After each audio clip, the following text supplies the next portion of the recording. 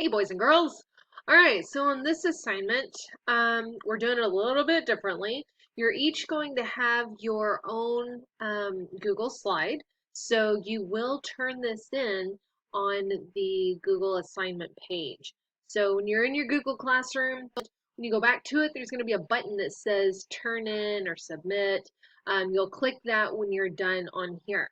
So as you're going through the assignment, you've already passed the title page, which said relationships between sides and angles in a triangle. And then it said to read slide 2 carefully. Ta-da, you're on slide 2. I'm going to help read it to you. It says, watch the YouTube video created by Mrs. Dibvig. The link is in your Google Classroom and attached here. And then in 1A, you have a YouTube link. Click on that if you haven't watched it yet and watch it. Slides 3 and 4. Um, Slide 3 is the notes from the video that I created. Um, just the way you have to label things on the triangle can make the video sound a little bit wordy. So just watch it as many times as you need to. You can message other people and have them explain it. You can connect with me and I can try to explain it again.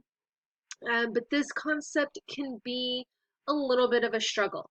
If you're still unsure or before you start connecting with anyone else, hey kid, look at slide 4. He's eating Chick-fil-A. Look at slide 4. Those are notes from the textbook. So take a look at that, and that could help you. Ta-da, he's gone. All right, and then slide 5 is your assignment. So there's 2 questions on slide 5. The first question is asking you to label the side lengths that match the or the sides that match the lengths. So you have sides AC, AB, and BC. So you're going to click on the little text boxes that I've created and you're going to drag it to the appropriate lines.